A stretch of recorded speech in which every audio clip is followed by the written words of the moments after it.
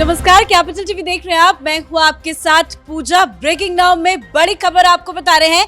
बस थोड़ी ही देर में दिल्ली की अगली मुख्यमंत्री रेखा गुप्ता शपथ लेने वाली है। तैयारियां पूरी हो चुकी है और एक एक कर मेहमान भी पहुंच रहे हैं। एनडीए का शक्ति प्रदर्शन आज देखने को मिलेगा और इसी बीच बड़ी खबर आपको बता रहे हैं कि रेखा गुप्ता के साथ जो 6 मंत्री शपथ लेंगे उसके नाम का भी ऐलान हो गया है। तो आज का दिन बीजेपी के लिए एक ऐतिहासिक दिन है। तमाम शपथ ग्रहण से जुड़ी तमाम अपडेट आपको बताएंगे। मेरे साथ जुड़े हुए हैं कैपिटल टीवी के editor in chief doctor Manish Kumar. बस थोड़ी ही देर के बाद रेखा गुप्ता शपथ लेने जा रही है। इसी के साथ 6 मंत्री कौन कौन है जो शपथ लेने जा रहे हैं? देखिए, 6 मंत्रियों का नाम ऑलरेडी कैपिटल टीवी पहले से हम लोग डिस्कस कर रहे थे। जब किसी के दिमाग में नहीं था, विकासपुरी के पंकज सिंह हमने बताया था किस तरीके से एक पूर्वांचली को एडजस्ट किया जाएगा। कैसे हमने कहा था कि एक हार्डकोर हिंदुत्ववादी चेहरा जो है वो भी इस मंत्रिमंडल के अंदर होगा, इसलिए कपिल मिश्रा को भी इस मंत्रिमंडल में डाला गया है। जायंट किलर प्रवेश वर्मा है, इसलिए प्रवेश वर्मा को भी रखा गया है।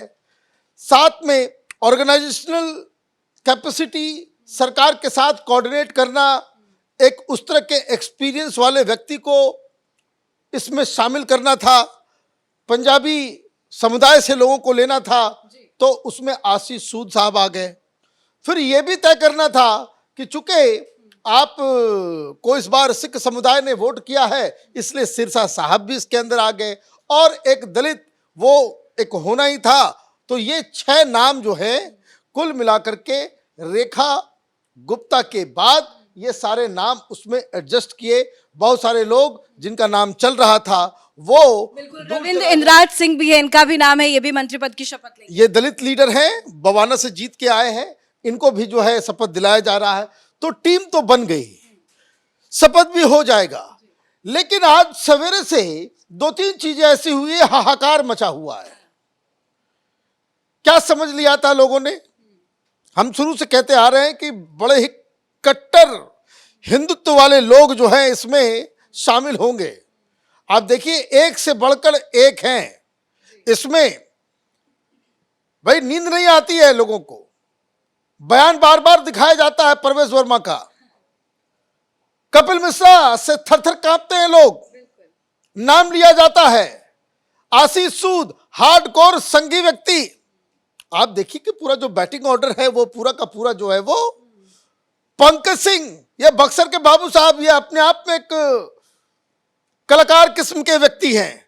तो आप देखिए टैलेंट, वो खुद एक डॉक्टर भी हैं, तो ऐसा लग रहा है कि स्वास्थ्य विभाग उनको मिल जाएगा। खैर ये तो शाम तक खबर आ जाएगी। मतलब एक से बढ़कर एक चेहरे को सामने रखा गया है। कुछ लोगों को लग रहा था कि रेखा गुप्ता जो है वो आजकल एक फिल्म आई हुई ना जिसमें कहते हैं भाई फ्लावर समझाए क्या, तो वो फ्लावर इनको रात में आम आदमी पार्टी की नींद खुली तो समझ में आया कि नहीं भाई ये तो फायर है, फायर।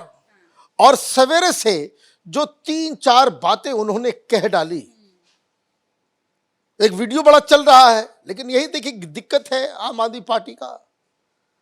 वो किस तरीके से एमसीडी के समय जिस समय जवाब वो दे रही थी आतिशी मारलेना का, आतिशी मारलेना अभी इस तरह से लोगों को भड़का रही थी कि जाकर के तोड़ फोड़ मचाओ। ये वीडियो में जब कैच हुआ तो उसका जवाब जो है वो मतलब, और कुछ ट्वीट्स भी पुराने निकाले। वो सारी अच्छा है निकालना वो, ताकि भाई देश की जनता को, दिल्ली की जनता को भी मालूम रहे कि किस मिजाज की है। इसलिए मैंने कहा कि सवेरे सवेरे आम आदमी पार्टी को रियलाइजेशन हो गया कि ये फ्लावर नहीं फायर है। दूसरा एक बात और मैं बताऊं, एक मुजाहरा जो उन्होंने किया है, 5 बातें उन्होंने कह दी, अभी शपथ हुआ नहीं और 5 फैसले उन्होंने गिना करके रख दिए। पहली चीज उन्होंने क्या कहा? उन्होंने कहा कि देखिए हमारा पहला प्रायोरिटी जो है वो प्रधानमंत्री मोदी जो टास्क देंगे वो काम करेंगे।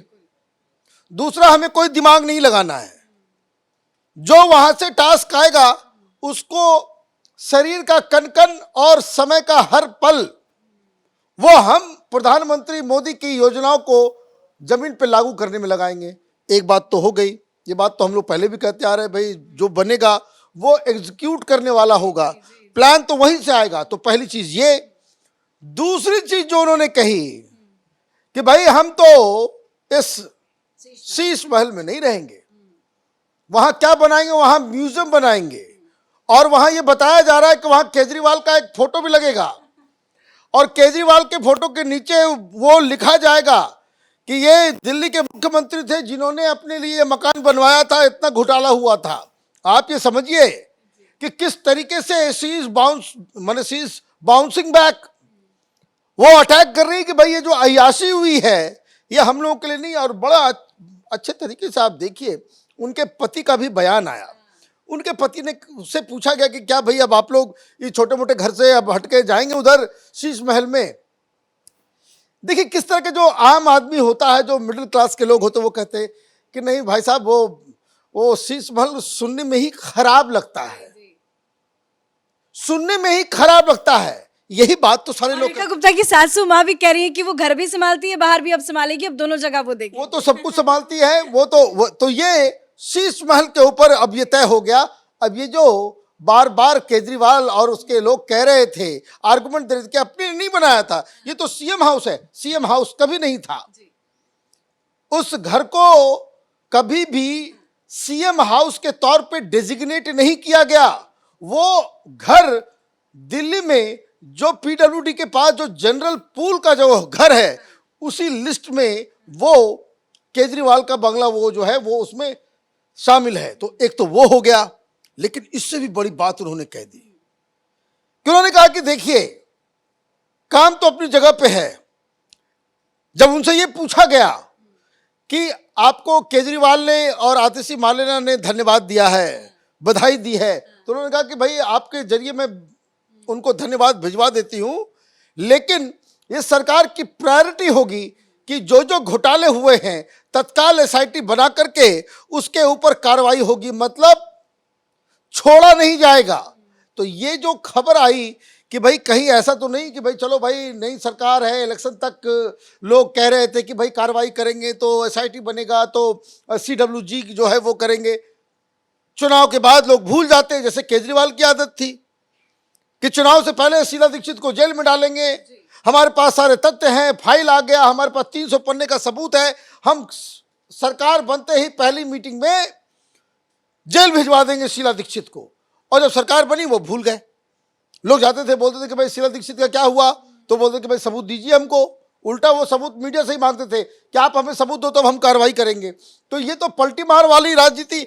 लेकिन ये शपथ से पहले जो बार बार रेखा गुप्ता चीफ मिनिस्टर ये कह रही हैं कि हम एसआईटी भी बनाएंगे और तमाम घोटाले की जांच करवाएंगे, तो इससे तो हाहाकार मचा हुआ है। चौथी बात जो उन्होंने जो बहुत ही कायदे से उन्होंने कहा कि हमें हर डिपार्टमेंट के एफिशिएंसी को बेहतर करना है। और पांचवा उन्होंने कहा कि हमारे प्रायोरिटी लिस्ट में यमुना माता है।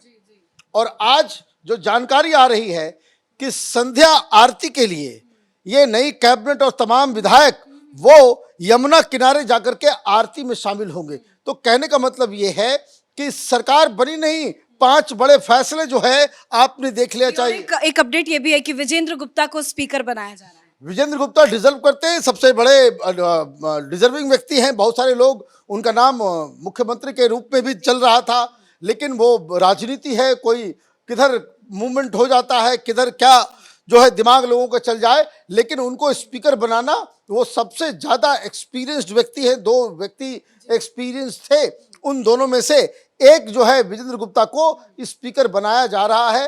तो कपिल मिश्रा, राजीव, आशीष सूद, पंकज सिंह, सिरसा साहब और प्रवेश वर्मा के साथ साथ आपका जो है वो मुख्यमंत्री के रूप में रेखा गुप्ता, ये अब पूरी तरीके से फाइनल हो गया है।